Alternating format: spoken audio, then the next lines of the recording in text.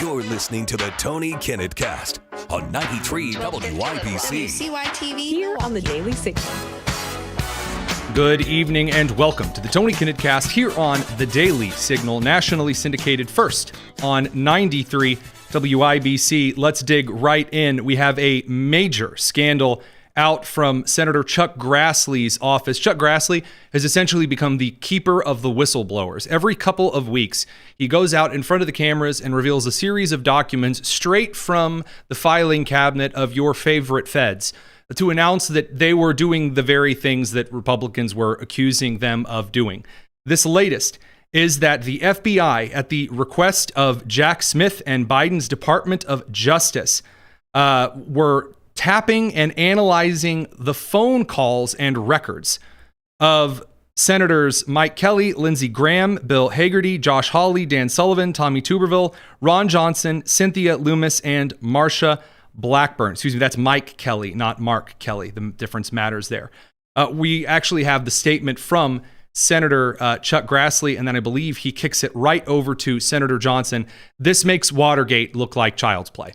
Solicitation of these telephone records, which I think emphasizes the political weaponization that was behind all this effort.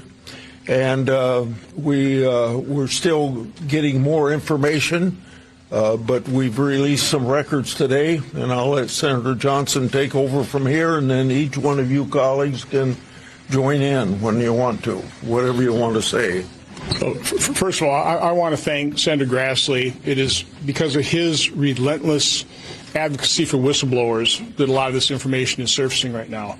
We wouldn't know about the list of 100 Republican entities that were targeted by Jack Smith's Arctic Frost investigation. I don't think we know about this as well. So we need whistleblowers.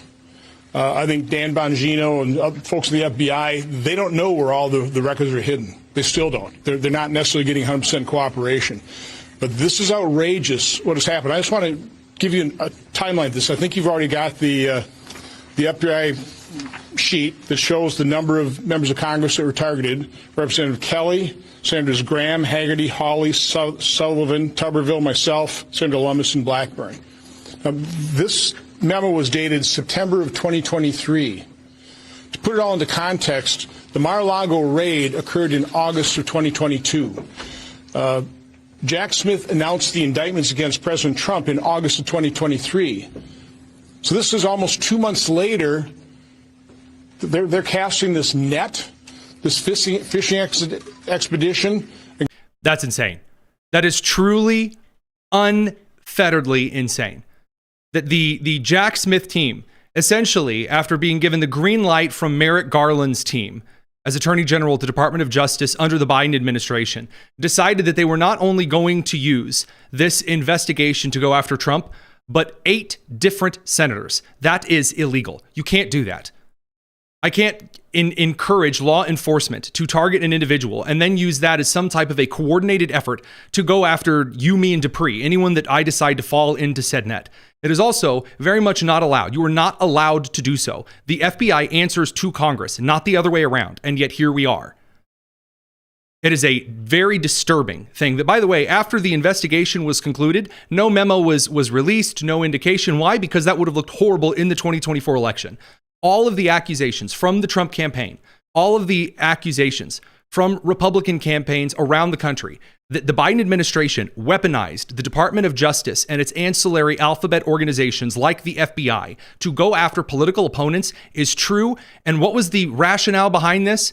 What, that Senator Ron Johnson might have taken calls regarding January 6th? That Donald Trump was confiding in him about classified documents? That's ridiculous. And you and I know it's ridiculous. And by the way, as far as the congressional evidence is concerned here, this is grounds for Jack Smith, in fact, to be arrested. This is grounds for Jack. You can't just tap senators' phones. You can't order that. There's no kind of a warrant system for that in place. Who's going to agree with that warrant? Oh, the Supreme Court of the United States? This is why these independent prosecutorial investigations always get real hairy real quickly. Because who do they answer to? They have to answer to someone. So we're going to be giving more information out of that. I do believe that when Senator Johnson later said that every American should be concerned about this. He is right on the money. But every American should absolutely be very, very upset with it. Solicitation of these telephone records, which I think emphasizes the political weaponization that was behind all this effort. Absolutely correct from Grassley. Again, it appears right now in this country that there is a series of senators and representatives in Congress, along with, again, the general scope FBI, that is concerned with institutional trust. Well, if you're going to be concerned with institutional trust, then there have to be consequences for when people use those institutions politically. If there are not consequences, no one is going to feel the need to just walk back to the other side of the line and go, okay, I promise I'm never going to do it again, and then stay there. Now, that brings us to the situations that are developing in Chicago and in Portland. So, over the weekend, on October 4th, there was a very disturbing attempted attack by a group of individuals in a premeditated, coordinated assault. Miramar Martinez and Anthony Ian Santos Ruiz, struck a Border Patrol vehicle, rammed it with their vehicles, and attempted to box the vehicle in. Miramar Martinez, in the vehicle with her, had a loaded semi-automatic rifle. This was a coordinated attack on federal agents in Chicago, completely as a result of the increased rhetoric and the hampering from both the Chicago police forces and the mayor's office, as well as the governor of Illinois and the legacy media that has been amplifying claims of disappearing people and other kinds of nonsense. Now, after she struck the vehicle, this is according to Tricia McLaughlin, this morning during routine patrolling in Broadview, just outside of Chicago, in the same area of Chicago that law enforcement were assaulted yesterday. Our law enforcement officers were rammed by vehicles and boxed in by 10 cars. 10 cars is not some little accidental whoopsie. That is a coordinated effort of terrorism. There is no other definition for it. Agents were unable to move their vehicles and they exited the car. One of the drivers who rammed the law enforcement vehicles was armed with a semi-automatic weapon. Law enforcement was forced to deploy their weapons and fire defensive shots at an armed U.S. citizen who drove herself later to the hospital to get care for her wounds. This would be Miramar Martinez. They have now been arrested. Now, they face 22 years in prison and $350,000 in fines each. And that's just with the particular series of charges that are being levied so far.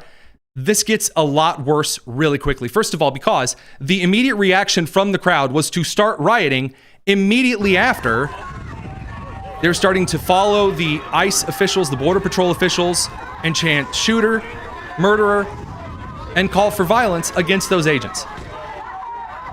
Now, for anyone who has worked in law enforcement before, this is the time when all law enforcement should be dispatched to the area to set up a perimeter and to reestablish order. Again, there has been a serious car accident at the very least.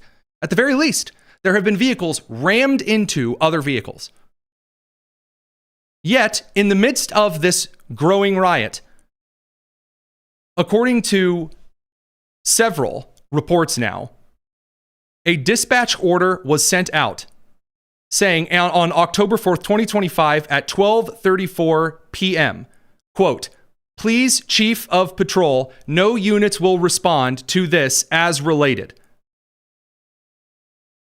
Because again, the ICE agents at this point, the Border Patrol agents, were requesting assistance because they are surrounded and the crowd is getting angrier. And you can see those who are watching the live stream, approximately 30 armed Border Patrol agents, ICE, who are being surrounded by a large crowd of people, are requesting Chicago Police Department. The response, no units will respond to this as related. That is horrifying. Radio crew, sorry we have to send you to commercial. We're going to continue on the live stream. It's the Tony Kinnett Cast. Now, Chicago's police superintendent then came out and denied that this ever happened at all. As, this was just some phantom figment of the imagination.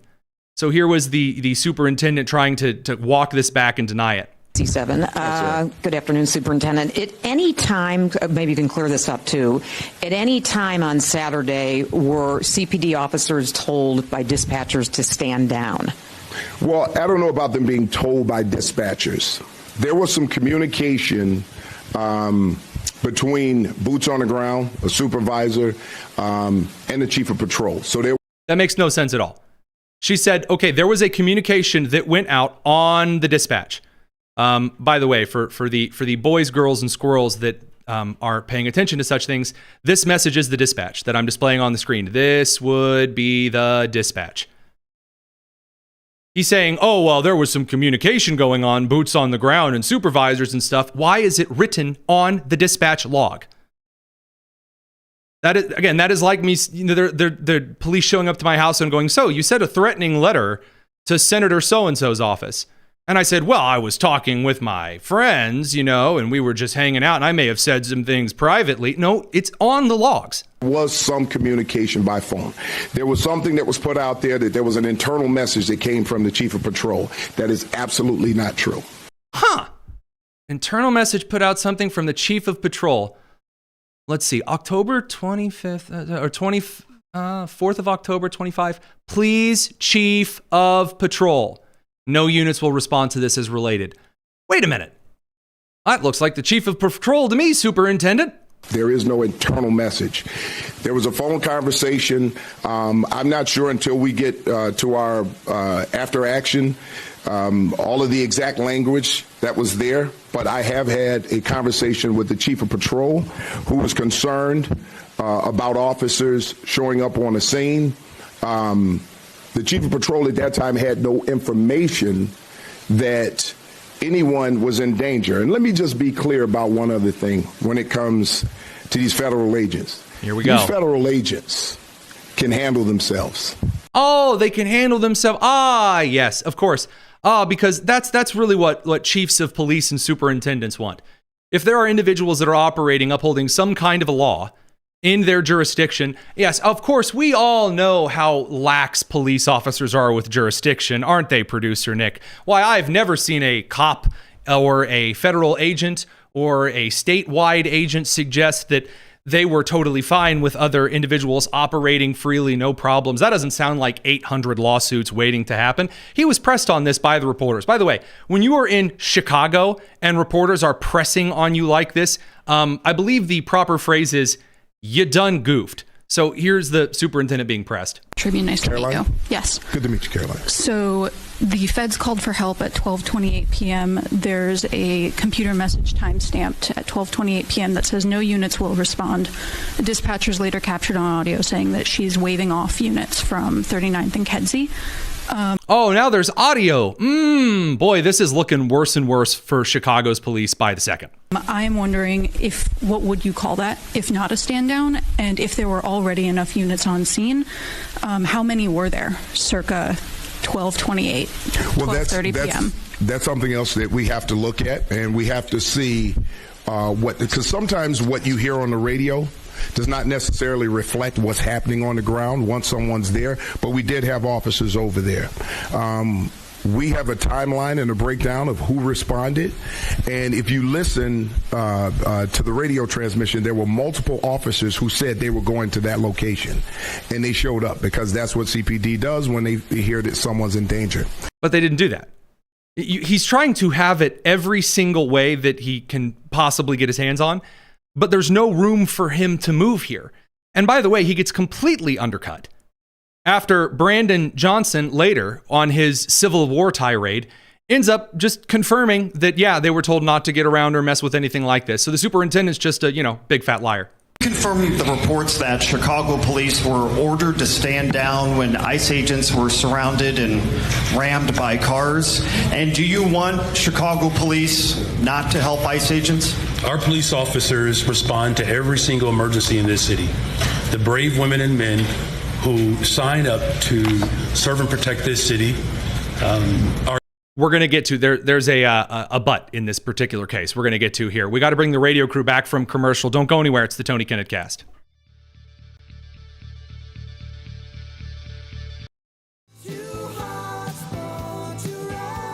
It's the Tony Kinnett Cast on 93 WIPC. All right, welcome back to the Tony Kinnett Cast.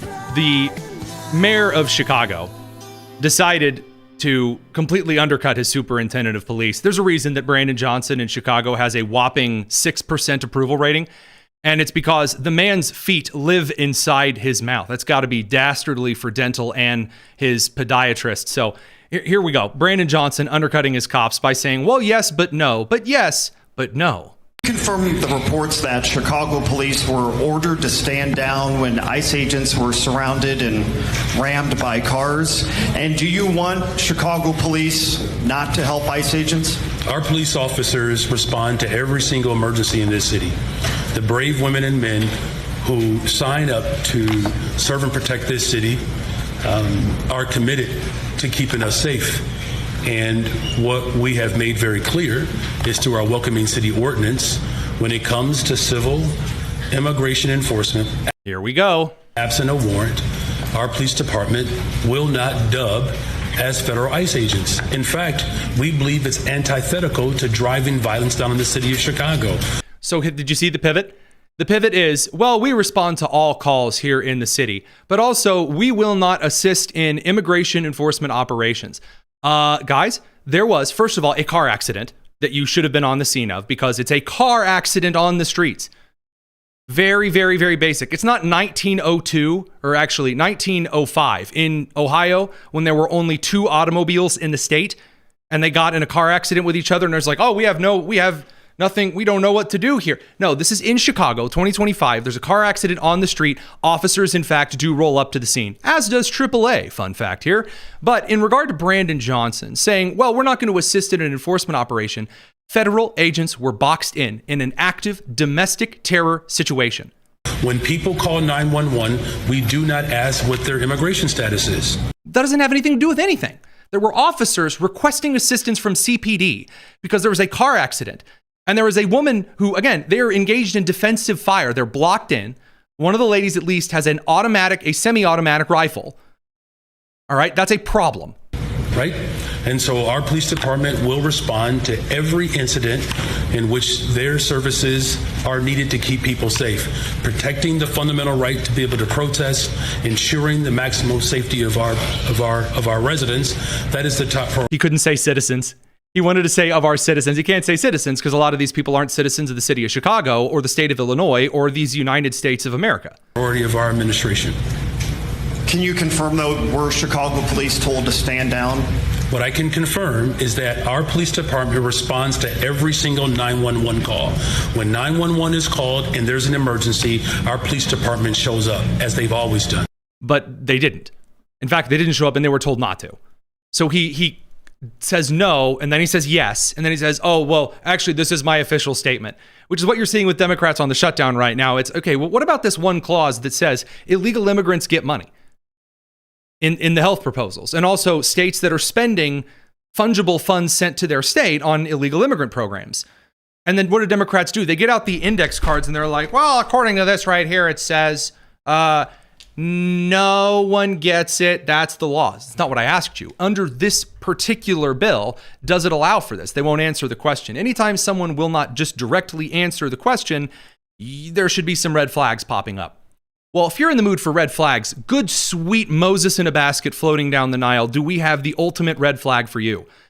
Straight out of the Chaz, the Seattle Autonomous Zone that Antifa set up, that did so swimmingly with their garden of tomato plants and pot in the mud. Well, now Chicago is going to have ice-free zones. Brandon Johnson took a swig of bourbon, I assume, before stumbling up and essentially just going right into full Civil War messaging. Here it is, ice-free zones, Brandon Johnson. And today we are signing an executive order aimed at reining in this out-of-control administration. The order establishes ice-free zones. That means that city property and unwilling private businesses will no longer serve as staging grounds for these raids. Okay, now on its face, does Brandon Johnson have the authority in the Illinois Constitution or the U.S. Constitution to do so? No, he has no authority to do that. This carries the same weight as Michael Scott declaring bankruptcy in the office. He has no ability to say, well, the city's not going to allow federal agents on city ground. Yeah, that's not a thing. We fought a very large war over that.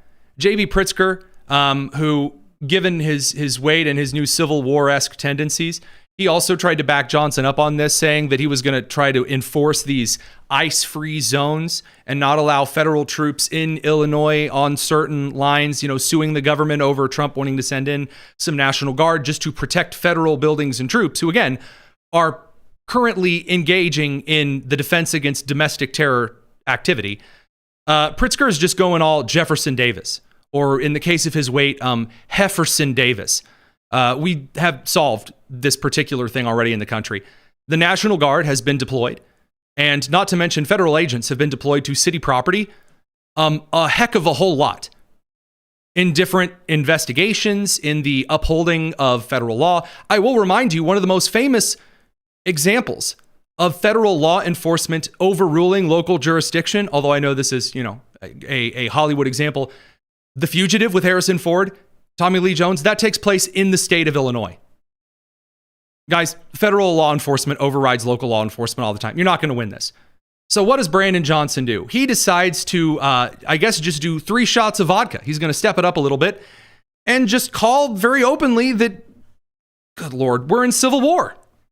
I said very candidly that the right wing in this country wants a rematch of the Civil War. I want that to sit in right now, because the President of the United States of America has declared war on the people of Chicago and people across America. That is an insane thing to say as an elected official. That is an insane... The president has declared war. You have people right now who have bricks, Molotov cocktails, guns. Chicago is a gun haven for illegal guns, not for legal firearms. There is a serious amount of violence. There are people who are currently being given, as several pundits have said, the permission structure. They're being given the legal standing. We're going to get to that regarding Portland here in a minute. You have federal judges and city mayors that are giving permission for people to act violently. They are denying any possibility of condemning, of charging those who act in an openly violent manner. That is, if it's political in nature and it's a means of intimidating through that crime, is also terrorism. Forget the politics for a second. Forget everything for just a second and hear me out. That is an insane thing to say. Forget the historical awkwardness of this, that it's the Republicans who won the Civil War and that the guy who is currently under investigation for racially segregating his own city offices. Leave that aside for a moment. Openly saying that the people declared war, that Trump's declared war on the people of Chicago is insane. That is bonkers. He's more interested in giving billions of dollars to other nations while farmers in urban cities... Giving billions to foreign nations. Trump has reduced the size and scope of foreign aid more than any president since William McKinley. Foreign aid, get out of here, dude. I mean, of all of the arguments to make, this is your go-to? Radio crew, we got to send you to commercial. We'll be back in a second. It's the Tony Kinnett Cast. On the live stream, we'll continue. Around this country are literally being destabilized. And so whether it's the legal system, whether it's through executive order, or whether it's through the brave women and men who are serving as rapid responders. Well, unless you're, someone calling for help in the South Side, or unless you're someone calling for help in Broadview, or unless you're someone calling for help from gang violence, or unless you're someone calling for help from terrorist violence, then, depends on what dispatch is saying today. We literally have people who are volunteering in this city, on the southwest side, the northwest side, all over this city, to make sure that we're protecting children from being separated from their families. There you go. Now he's saying we have people that are volunteering to fight federal agents. He's lionizing those who are committing acts of genuine, again, putting away the politics for a second. That is a bonkers insane thing to say. That is going to get more people killed. And this is a situation in which you can say it is all on his hands. It is right there for him. Now, the Broadview mayor, Katrina Thompson, has now issued an order designating protest hours of 9 a.m. to 6 p.m., this is according to NBC News, in response to escalating disruptions and public safety concerns. I love this, by the way, producer Nick. There's a group of people that come out to protest, and it gets violent. People are like, wow, there should be a curfew. This isn't protesting. This is really dangerous. And you have idiots from The Hill and The Independent and Washington Post will come out and say, well, it's really just peaceful, mostly peaceful expressions of passion and liberty. And then after there has been violence, after there have been weeks of genuine pain and bloodshed, then the curfews come out. There we go. It is unfortunately worse in Portland. What you're seeing if you're watching the live stream, this is an officer in the Portland Police Department who is appearing to give advice to the members of Antifa, according to their own wear and badges that they wear. It's amazing. Antifa is the only organization that wears badges, has uniforms, has their logos painted on their trash can riot shields, on the identical gas masks they're always wearing. They're not allowed to be considered an organization. It's just an idea. I always wear the badges of ideas. It's like live, laugh, love. I just wear like liberty on my wrist whenever I go out, ideas. So here's a police officer in Portland giving advice on how to get away with as much as you can without being technically arrested. All right. You don't want to real quick. Real quick. So the judge granted the TRO. I'm the one who got stabbed in 2020. I hope he gets stabbed. You ain't got the balls to do it, though. I really appreciate it when law enforcement doesn't escalate a situation. I've had officers that have showed up, for example, when I was in Chicago at the DNC, there were several officers in the Chicago Police Department who did, in fact, give advice. Do you know what the advice was? Go home. Go home. It's not worth it. It's not worth it. You don't need to be caught up in this. You're not actually going to do anything here. The brave right to protest and blocking traffic and committing acts of violence, it's not going to endear you to the rest of the country. And this brings us to the National Guard, because at some point, the American people are no longer going to tolerate this. Again, there are countless videos, there are testimonies, there are police reports, there are active violent acts in Portland. And so Trump decided to send in the Oregon National Guard, and this brings up Judge Immergut. And we're going to have to talk about her up in just a second here, because I have to bring the radio crew back from commercial. We'll talk about Immergut. We're going to get to some of the insane things regarding the Virginia Attorney General candidate. There's a lot tonight. Tony Kinnett here on the Daily Signal. Don't go anywhere.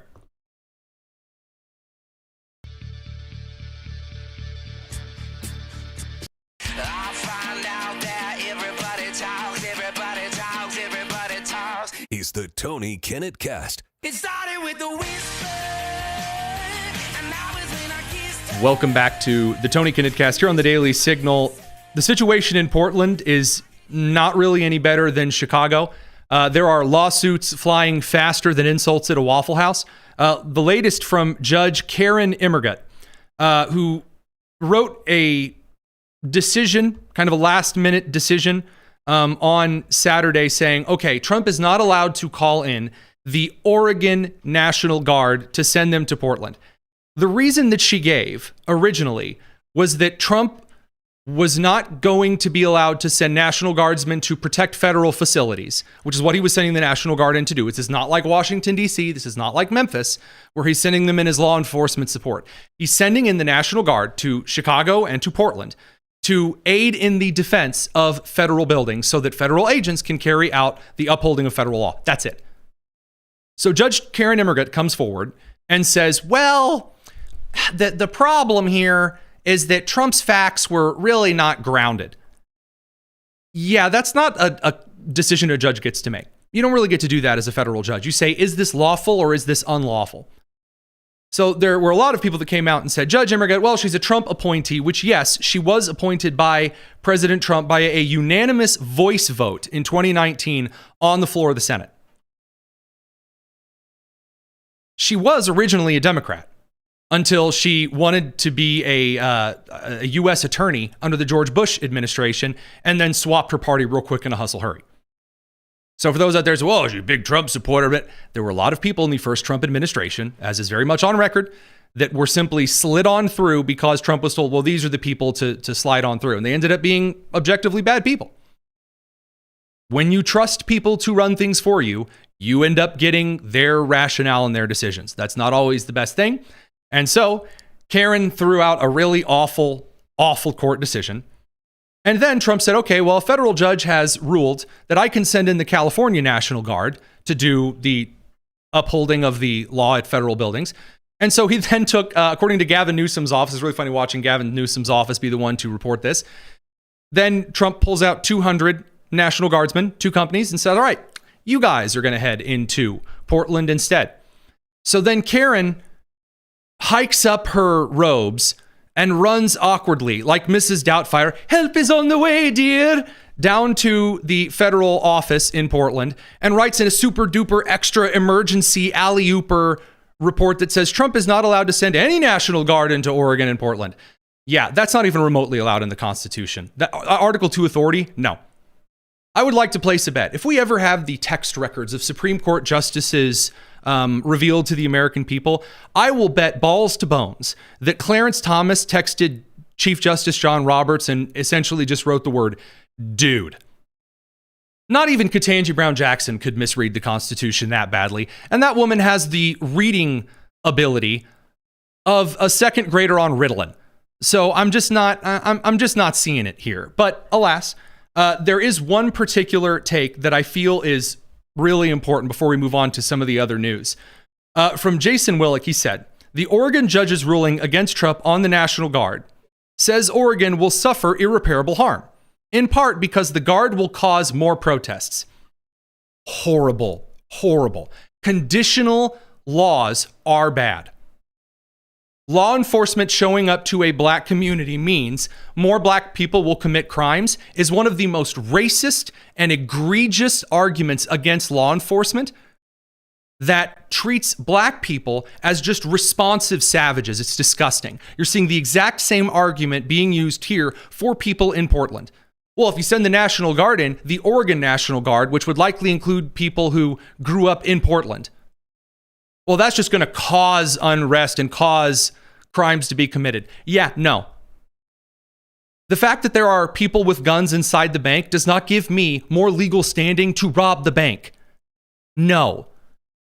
But he says, therefore, immediate ruling against Trump is needed. He's citing the judge. He said, maybe, but this reasoning gives protesters a legal incentive to escalate. Yeah.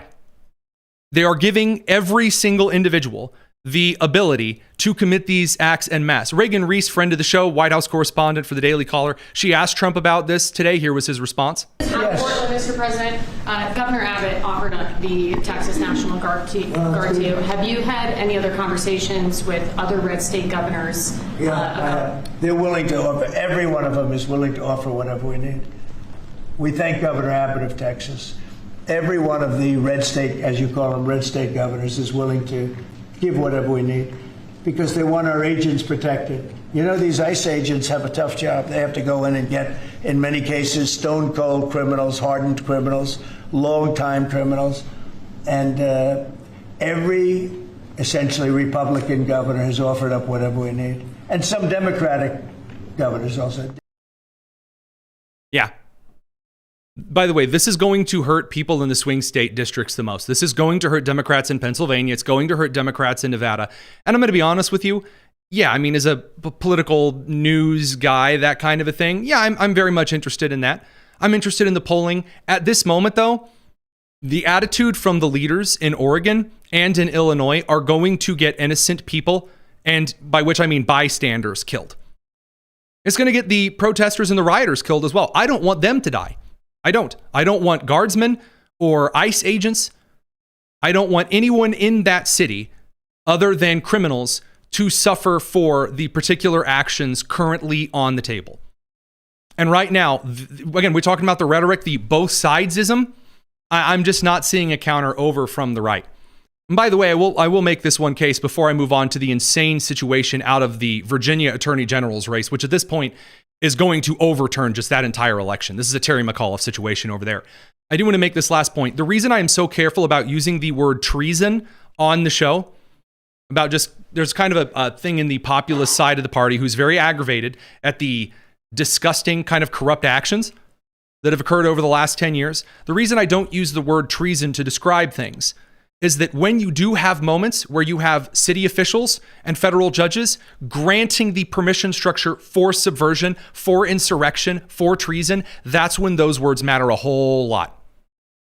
So that's just a little transparent thing there. On to the Virginia race. There are two very big warning signs for Democrats right now. There are some pollsters out there who are trying to suggest that things are really looking bad for Republicans right now. I'm looking at the larger trend line data, I'm not seeing it. The best cases for these are the Virginia race down the ballot now and the New Jersey gubernatorial race. So the New Jersey gubernatorial race, remember there was that scandal, the Democrat candidate caught in a major cheating scandal around the Naval Academy and her time there. Now that's tied 43 to 43. Races in New Jersey at this time should not be tied like that. In Virginia, things are really starting to get interesting. So right now, the current Virginia Attorney General, Jason Miyares, friend of the show, we might actually have him on later this week, is running against a guy named Jay Jones. He's the Democrat AG nominee. Now, we reported on this on Friday that he had sent a series of texts to the wrong person that spiraled very much out of control, that were shared with the National Review's reporting team, that showed that he said, look, if I was in a room with Gilbert, the former Speaker of the Virginia House Republican, Hitler, and Cambodia's Pol Pot, and I only had 2 bullets, I would fire 2 bullets at Gilbert. Gilbert would get both bullets. That's a very crass and disgusting joke that is reserved for the sharpest of things. And then he said that he wouldn't really care if Gilbert's wife and children were dead too. After all, they're just raising little fascists, which, my God. And I don't say that as a swear. I say that in prayer. My God, what in the world is going on in this country? Well, it's worse. It is, in fact, worse. Abigail Spanberger, the congressman, the former CIA officer who's running an uphill race now at this point against Winsome Sears, the current lieutenant governor of Virginia, she has not called for him to step down from the race. In fact, no prominent Democrat that I am aware of in the country has called for Jay Jones to step down from the race. Defending the guy calling for murder? Ooh, I don't know if that's going to stick.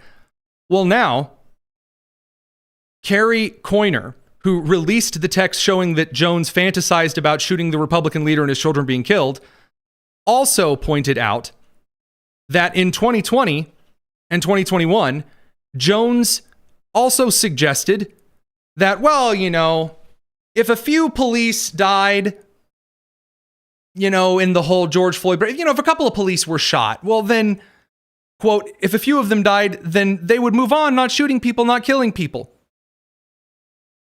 The context of that, what he's saying is it would be a good thing for the country if a couple of police officers got killed. The future, perhaps, Attorney General, the chief law enforcement officer in the Commonwealth of Virginia. That's who the Democrats are putting up at the moment. That will destroy the ticket if he's not removed or called to step down. Wow. That is some bonker stuff. Radio crew, we got to send you to commercial. We've got more news breaking. It's going to be a live stream night, not going to lie to you. YouTube.com/Daily Signal. We'll see the radio crew back in just a minute. So the Israel-Hamas deal might be falling through. No better way to put it. In the Israel-Hamas war situation, Greta Thunberg and her brave Swedish flotilla, which, by the way, has now been revealed to have carried no aid in the boats. They were apparently in this aid flotilla of delivering humanitarian aid to Gaza Strip. They were intercepted again, and independent sources have confirmed that there was no aid in their little flotilla, and she was detained again. And as she was detained again, all these rumors started to come out that were definitely not timed for that exact thing, saying they were capturing her and Israel was torturing her and beating her face bloody, and they were torturing Greta Thunberg and her allies, all just for the crime of being pro-Palestinian people. Well, Greta was back on camera today, and guess what? All of that was bullcrap. And I could talk for a very, very long time about our mistreatment and abuses in our imprisonment. Trust me, but but she doesn't list anything or provide any evidence. She looks fine. Hair is fine. Nothing is emaciated. There's no bruises. The way that she's standing doesn't indicate any kind of physical attack or abuse whatsoever. That is not the story. What happened here was that Israel, while continuing to worsen and escalate their genocide and mass destruction with genocidal intent, attempting to erase an entire population, an entire nation. Do you really believe that if Greta or any of the people that she was with were actually hit to the point of causing a bruise by any of the Israeli officials, that the photo of that bruise would not be shared on the internet quicker than a Super Bowl nip slip? Do you really believe that? That's not the story. Oh yeah, I'm betting it would be the story. And by the way, I also looked at some other photos, and having just also flown out of Tel Aviv myself, I noticed that in the photos of them leaving Israel, the part of the airport, so in the Tel Aviv terminal in Ben Gurion Airport, there's like a long room. And on the left side of the room, if you're facing the windows out, on the left side of the room is where the security lines start. Over on the far right side of the room, the very opposite end where you're coming from, like the ticketing area, there are like some special equipment and lines that are reserved for diplomats, for VIPs. And you can pay for a little special program that gives you access to that cuts everyone else in line, like pre-TSA, but like fancier. And I couldn't help but notice that they were given by Israel, like the fancy diplomat security, like cut everyone in line, fancy, nice service through the Ben Gurion Airport on their way out. Even to their enemies, probably ill-advisedly so, Israel is still ridiculously kind. That shocks me a little. Shocks me morally. It doesn't shock me practically. That's been quite a thing for a while. According to Ryan Givens, though, now, a source in Hamas has told Reuters, quote, "The organization, being Hamas, will not lay down its arms until the end of the Israeli occupation and the establishment of a Palestinian state," end quote. So the Trump administration had released this plan for peace in the region, saying you release the hostages, and Hamas, you're in exile. I don't think so. Another government is going to be set up. Here's this long plan. Even Qatar and a bunch of other Middle Eastern nations that are supposed to be favorable to Hamas signed on to it.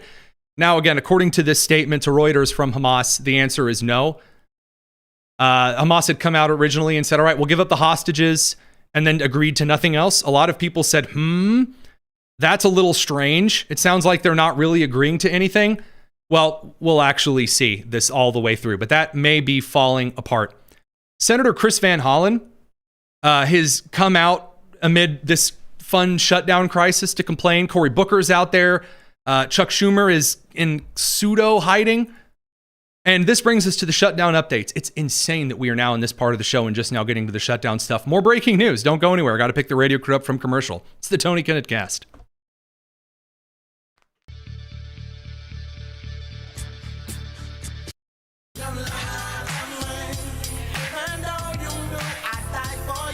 This is the Tony Kinnett Cast on 93 WIBC. A very fine evening to you. And a Mark Morrison return of the Mac, not returning to an open government. The Senate vote failed yet again. Alas. Now, again, Republicans only need a few more senators because, as I've said before, Cortez Masto and Fetterman Democrats, they've already shuffled on over to vote alongside Republicans. Producer Nick, can you be a pal? Can you check for me if any other Democrats joined or if it's still just Angus King, the independent, Cortez Masto, and Fetterman on this latest vote? Thanks, pal. The senators can't really vote in favor of actually passing any kind of legislation to get the government back open because, guys, there's interviews ready to go. And all of your favorite senators are there. Now, Senator Chris Van Hollen, he's not actually talking about the shutdown right now, nor is he talking about Kilmar Abrego Garcia. Remember how concerned he was for him? Yeah, he doesn't care about him anymore because, he never actually really cared for him. It was just for the cameras. Well, now, Chris Van Hollen, he's extra super mad about the Gaza flotilla. Here you go. I just spoke to some individuals whose loved ones were part of the flotilla, trying to get food and humanitarian supplies to starving people in Gaza. Except there were no supplies on those boats. And they called me because their loved ones have been beaten? Like Kilmar Abrego beat his wife? Chris Van Hollen, he loves a good wife beater. Detained, and they want to know what their situation is, and they've gotten no real response from the U.S. Embassy or the U.S. government. I love this. Chris Van Hollen spends more time worrying about people on the Mediterranean or people coming up from the border illegally than he ever has cared about anyone in Maryland. Cory Booker, he took to network television and popped his eyes right out of his head. Here's Cory Booker looking, well, as constipated as when he speaks on the floor of the Senate. I'm joined in studio by Democratic Senator Cory Booker on day 5 of the shutdown. Let's talk about what John Thune said and whether there have been any negotiations or conversations this weekend. Well, that's the frustrating thing. John Thune is absolutely right. 13 different occasions when we were in charge, we passed budgets because we did it in a bipartisan way. It wasn't our way or the highway. We came together in what they call a four-corner agreement and negotiated the way forward. He doesn't mention that the vast majority of these times, the Democrats had the majority and Republicans ended up voting in favor with them just to not shut the government down. This time that didn't happen. He doesn't mention that he's one of the people voting down getting the government open. They're not negotiating. Remember, the Speaker of the House has kept the House out for the last 2 weeks. They're not sitting down. And when he asks what's different, what is different is we are, for the first time in America ever, we're on a moment where, because of Donald Trump's attacks on Medicaid and the Affordable Care Act, on the verge of tens of millions of Americans losing their health care, and most of Americans experiencing a significant rise in their health care costs. Now, that's weird for 2 reasons here. First of all, it's very strange to hear him say that this is Mike Johnson's fault. The bill's in the Senate. Mike Johnson has adjourned the House. Well, yeah, because the House passed the bill. The House passed the bill. It's in the Senate now. Your plans suck, bud. Number 2, and my personal favorite here, is his really goofy goober style claim that, well, this is unprecedented in the history of America. Look at all the people that are going to lose insurance. Well, okay, Obama was president like 15 years ago, sunshine. So the argument that you're going to make that, well, I mean, Obama, the Affordable Care Act is an American institution. I was, first of all, told that, well, that was amazing. It was going to lower healthcare costs forever. If you like your doctor, you can keep your doctor. It was going to lower prices, and it ended up skyrocketing prices so that Biden during COVID had to add on a ton of extra government subsidies to keep it afloat. And unlike the Gaza pier that Biden built, it did stay afloat for a little while. And now Obamacare is once again back in the very terrible places. And this is going to continue, but maybe not as long as you think, because Democrats are really starting to feel the pressure on it. Hakeem Jeffries is now coming out and saying, well, I don't think it's going to last. After all, I got to get paid. First of all, that question is not even a ripe one because we're anticipating that this shutdown issue will be resolved well in advance of our next paycheck. Oh, well, good. Oh, that's if there's one thing I'm deeply concerned about, it's whether or not Hakeem Jeffries takes his salary. Last but not least, Senator Alex Padilla. He also got a very important interview. Again, remember, people in the country right now are focused on some very important things. Senator Alex Padilla of California is really upset after getting on camera for the very first time after trying to rush Kristi Noem and getting tackled. He's also very angry. And he's angry because once a while ago, he was called Jose. So here's Alex Padilla, not to, get upset about something silly, being asked about, well, we also saw Vice President J.D. Vance, when referring to you and that incident, use the wrong name. He called you Jose Padilla. How did he called you Jose Padilla? He called you Jose Padilla. First of all, no, he called you Jose Padilla. Again, if you're going to get out there and go, he called you Jose Padilla, hasta luego, mucho este. Stop it. You're a white girl from New York. Stop that right now. I leave Senator Jose Tortilla alone. Jose Tortilla Enchilada Supreme. Go. Do you understand that misnaming of you? Yeah. Sadly, not surprised, because this is how petty this administration is. Not just Trump, not just Vance. It's the culture that they have created for themselves. And anybody. I want you to mentally prepare yourself for what he is about to claim. Because again, she said he called you Jose Padilla, and now he is going to reference one of the most insane connections to the name Jose I have ever heard. And no, it is not Jalapeno on a Stick by Jeff Dunham. was trying to do, right? To call a Latino man Jose flippantly. That's their way of trying to ridicule us. For Vice President Vance in particular, right? Let's remember who Jesus' parents were. They were Jose and Maria.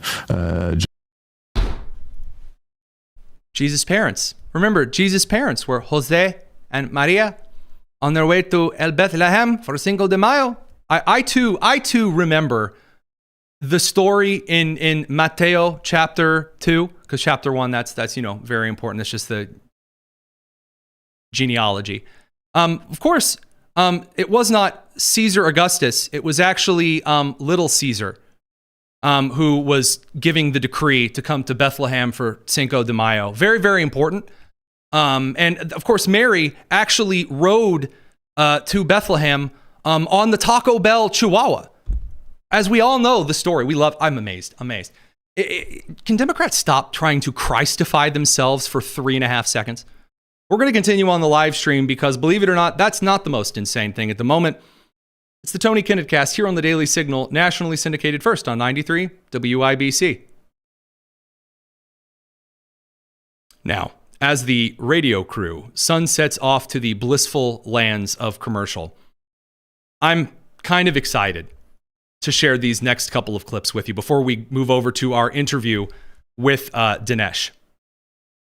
So, first of all, Alexandria Ocasio-Cortez has now stepped forward to talk about how she doesn't find Stephen Miller, the Deputy White House Chief of Staff, attractive.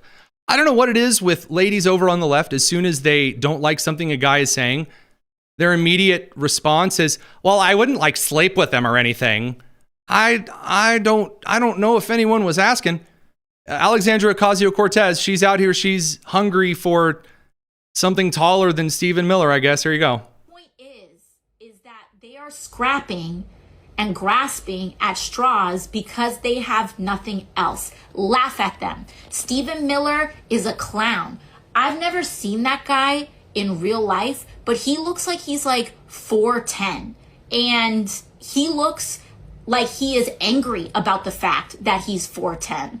I just want to remind you that she is one of the first congresswomen that will step forward and get mad if you point out that Maxine Waters looks like she's old enough to have once made out with Noah in the back of the ark. That AOC is one of the first people who gets super duper angry if you point out there's a bulge in Representative Sarah McBride's skirt. She's one of the very first representatives who comes out against fat shaming, against slut shaming, against all of the phobias. But I tell you what, she's out there saying, you know what his real problem is? He's short. Yeah, you got him, AOC, because you were really rocking the 7'5" height. And he looks like he is so mad that he is 4'10", that he's taking that anger out at any other population possible. Laugh at them. She tried to think of people who would be in opposition to short people. There's the dwarf pack out there. Well, I mean, the short people, they're taking it out on the talls and the wides and the mediums and the ventis. Those are Italian tall people. I mean, who knows what his short... I bet he would have mugged Snow White given the chance. Laugh at them. Yes, they are dangerous. Yes, we're here to be strong for one another. We need to expose the lies. We need to never let off the gas when it comes to protecting one another, exposing the lies. I'm just going to make this clear. When you get to the end of a live stream, I've been there. We've all been there who have live streamed or done some kind of broadcasting. You didn't write enough for the show. Time's up. There are nights like tonight where there's way too much. You have nights and you just kind of get into the ending clauses that run off. You start thinking of all the wonderful phrases. You start sounding like Sam trying to pep Mr. Frodo up to get up Mount Doom. Mr. Frodo, there's something worth fighting for. But you get kind of sauced halfway through. Your brain shuts down. The Adderall wears off and you don't know where you're going. AOC went on for another 10 minutes like that. That's the new champion of the left. The new Kamala Harris replacement. This is going to be fun. Stephen Miller also brought some of the good today, and what I might say the proper attitude for what does need to happen in this country. I also don't know of any evidence that there's some kind of vast underlying organization funding them. Is that what you're indicating is happening here? Yes, in fact, we know that it's true. But obviously... You think Tyler Robinson was being funded by some terrorist organization? No, what I said was, that you asked whether there was some larger criminal conspiracy relating to domestic terrorism in this country. And I said, yes, there absolutely is.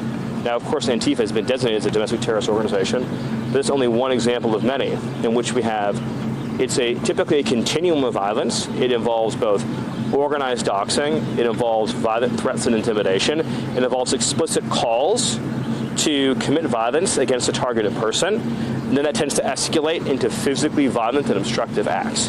And so it's this continuum that we see over and over again where they're trying to use illegal violence and intimidation to disturb the operations of the federal government and federal personnel. And we see this playing out over and over and over again.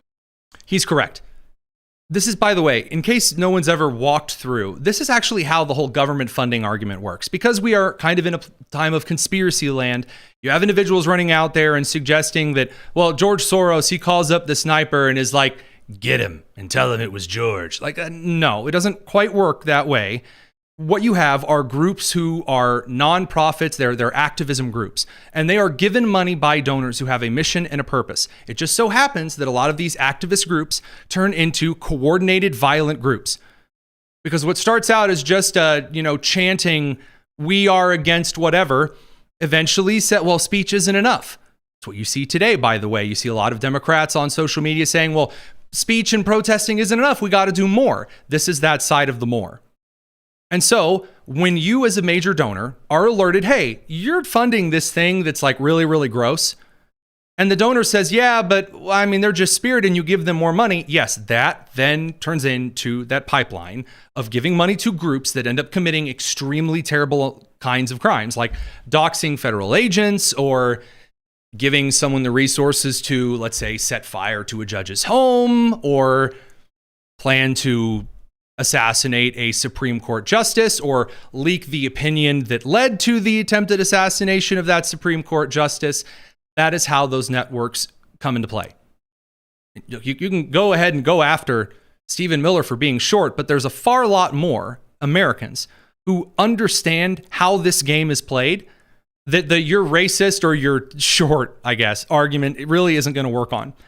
Now, we did talk a little bit more with Dinesh D'Souza over some of the really cool kind of parallels in history between what's going on in Israel right now and some of the archaeology, as well as kind of some updates in the Gaza situation. It's a really great interview. You're not going to want to miss it. And, I think Dinesh has a pretty unique ability that not a lot have in this particular space. There are a couple of things in general broadcasting you try to steer clear of, like landmines regarding cultural issues, things that a lot of people argue about. Then there's Dinesh D'Souza. That man takes a minesweeper and he hits every one of those landmines with all of his human being. That's right, The Dragon's Prophecy. If you haven't seen it yet, it's coming out. It's got some great stuff in it. He is not taking anything. I believe October 9th is when it releases right away. Isn't that the update? It's in theaters October 6 and 8. So you can actually watch it in a theater. We bought out 400 theaters around the country, but October 9th, it's available in streaming and DVD. So if you want to watch from home, that's no problem. Sign up for the streaming on October 9th. Now, again, there are a lot of things that people are trying to be really careful about right now and just try to tiptoe through the tulips, or instead they're taking wide swaths through conspiracy land. I believe The Dragon's Prophecy doesn't exactly do that. You kind of charge this stuff head on. Give us a bit of a breakdown here. Yeah, we begin, the first 10 minutes is like riveting October 7th footage. And I think what makes it so powerful is you're not seeing it from the Israeli side. You're not watching it from the kibbutzes as the Hamas guys come in. It's like you're on a motorcycle with a GoPro. You're riding in with Hamas. Why? Because they took the footage. It's their footage. They live stream some of it. We have all of it. Now, some of the most gruesome we don't show, but we show enough that you're like on the scene.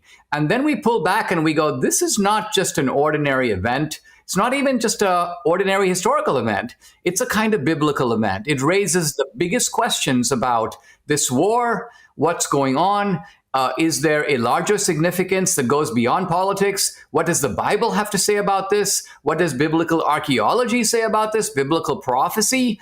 And so the film ascends from the political to the spiritual to the biblical, and it integrates all of those elements, I think, in a very beautiful and, in the end, a very inspiring tapestry. This is something that bothers me greatly as an evangelical in the middle of the country. I feel as though often I am, as soon as Israel gets makes its way into the conversation, that I am an idiot for linking things that have to do with that region of the world with God's people to biblical prophecy. And I think that a lot of American culture and the political has used the Israel-Gaza war as an opportunity to say, oh, well, you know, evangelicals only support Israel because they think it's going to get destroyed or some such nonsense. And I understand that taking a proper look at archaeology, at biblical prophecy, that's a lot of work that you guys have invested into creating this. Yeah, let's leave aside the prophecy for a minute and focus just on the present and the past, right? Because one of the points made by Jonathan Cahn, he wrote the international bestseller called The Dragon's Prophecy. Our film is loosely based on his work. So think of this. He makes a very arresting analogy. He says the battle between Israel and Hamas is an eerie recreation of ancient battles described in the Bible between the Israelites and their longtime enemy, the Philistines. Now, interestingly, the term Philistine, the term Palestine, that's the same word, that's the same term.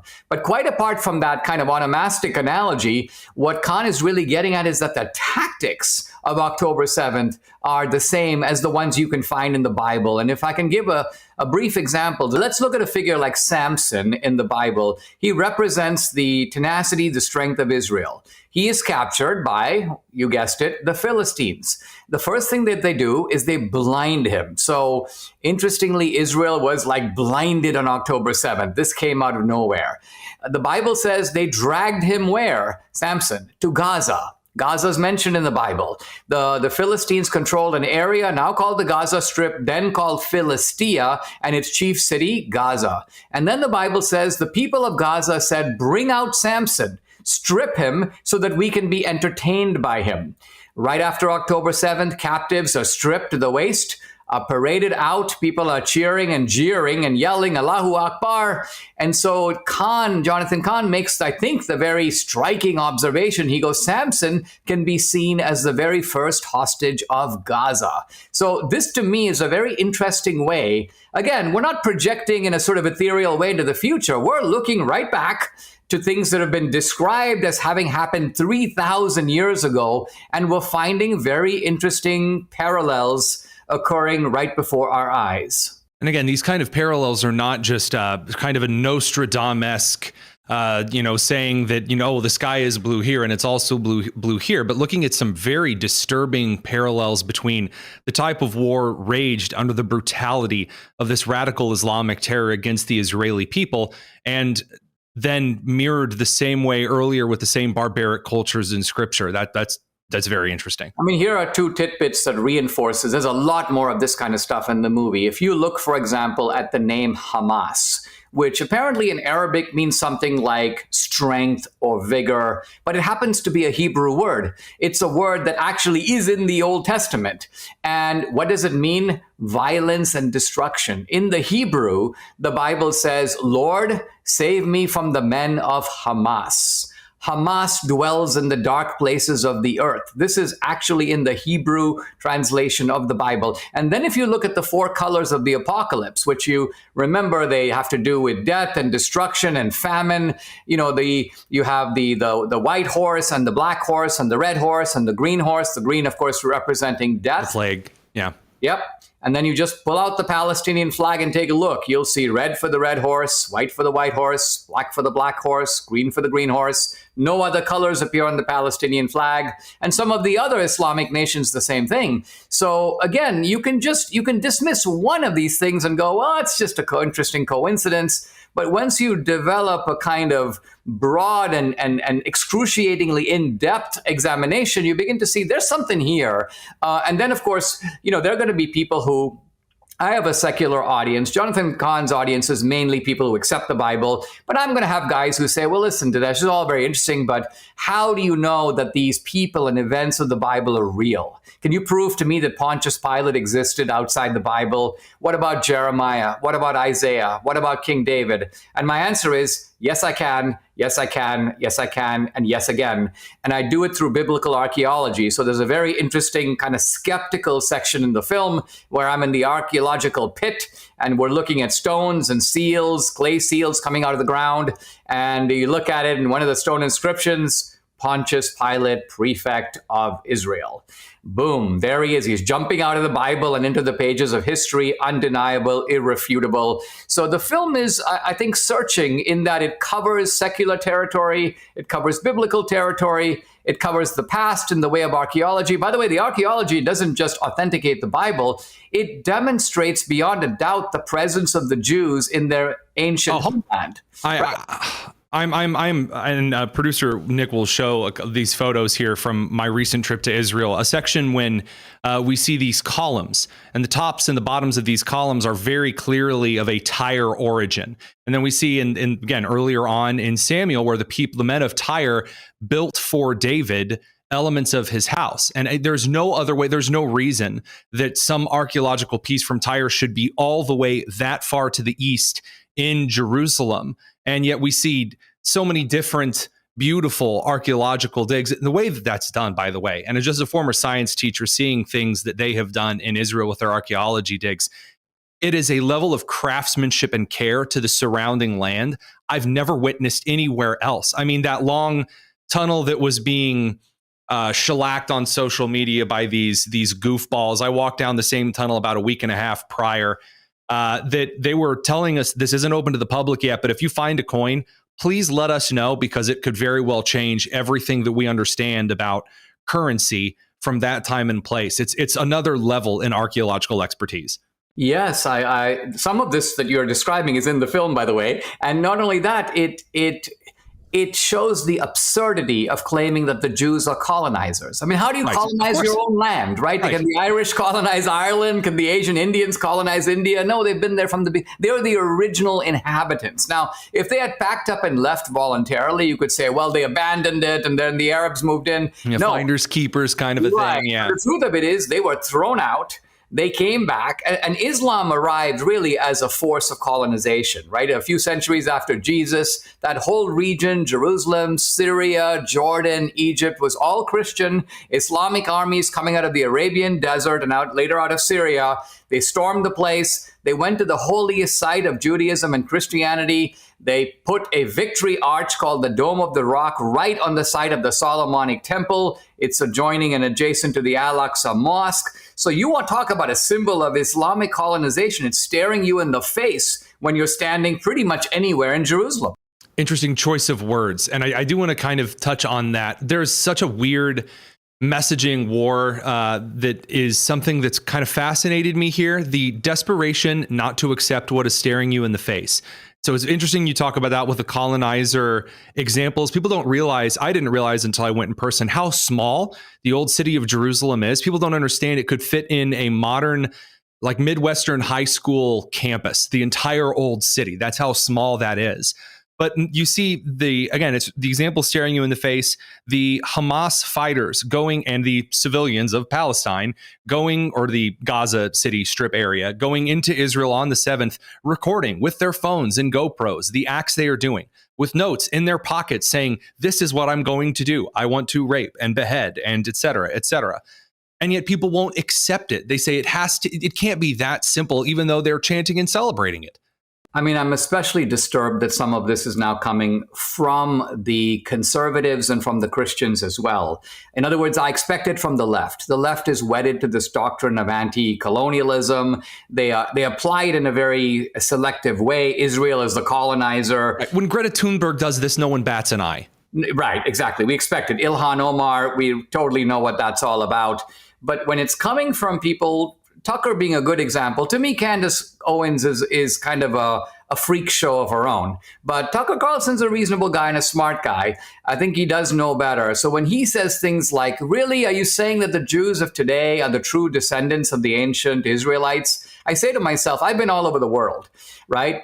Nowhere else do the people in a country really look like the ancient peoples, right? You go to France. France really looks a lot like Belgium these days, and or Saudi Arabia, but please go on. So right, the world has become homogenized, but not Israel. When you're in Israel, you feel like you're in the land of the Bible. People dress that way. They eat that food. They've revived the Hebrew language. They worship the same God. So when you hear Tucker say something like genetic studies show that there's only a 70% connection between the Jews today, I'm like, Tucker, you never, if anybody talked about doing this kind of nonsense with any other group, they would be skinned.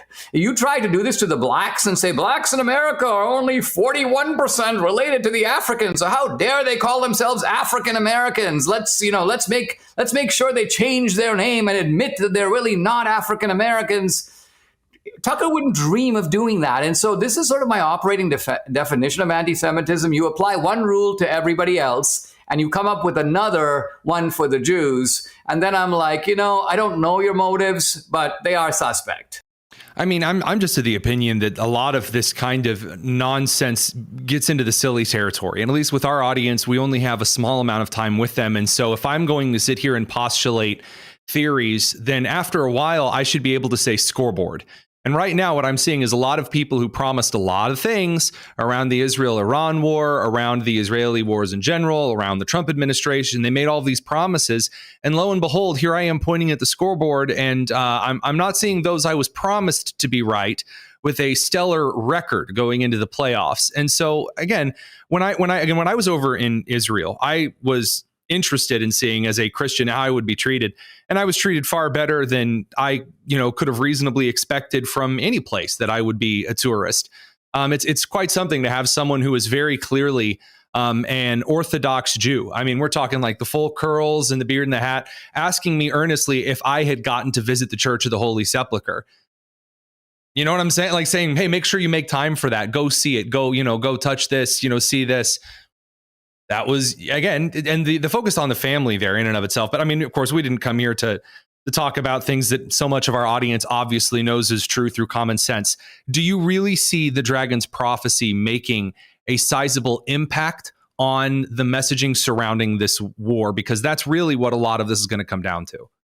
Yeah, it's an effort to really elevate the debate. And, movies have a peculiar power. They integrate reason and emotion. They appeal to the head and the heart.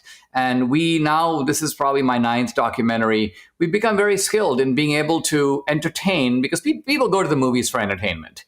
That is true. If you don't make an entertaining movie, you're kind of out of the game.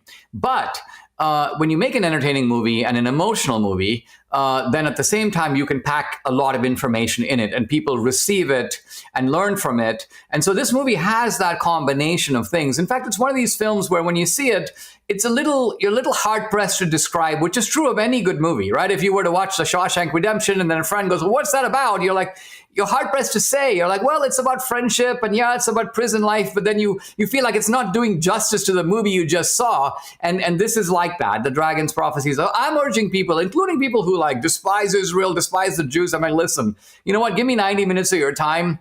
Open your mind, just walk into the theater or just stream it, watch it, try to learn from it and see if it leaves you in a little different place than you started. I bet the answer to that question is going to be yes. And it's that kind of fundamental idea that kind of, here you go, watch this, change my mind. That, again, is something so very, very important to where the country is right now, to where the culture of Western civilization is right now. Dinesh D'Souza, thank you so much for coming on. Excellent stuff here. It's the Dragons with an S, prophecyfilm.com. Of course, it's on the Chirons in the description as well.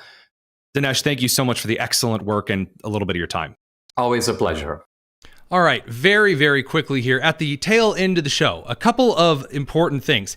It does appear now that President Trump is ordering 400 Texas National Guardsmen to Chicago. I'm unsure of a lot of the details. I'm getting some word.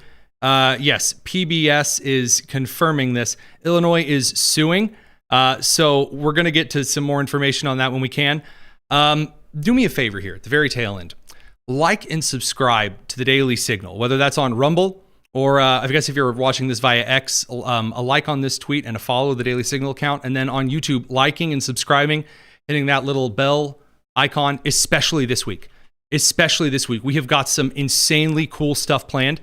Again, I've accidentally, because I'm a fool, and you never bait people with interviews that you think are going to happen later, because they always have a magical way of unscheduling themselves. But I'm going to risk it. Senator Ron Johnson, we might have an opportunity to talk a little bit more about this insane FBI scandal and some, believe it or not, consequences, not just a strongly worded letter.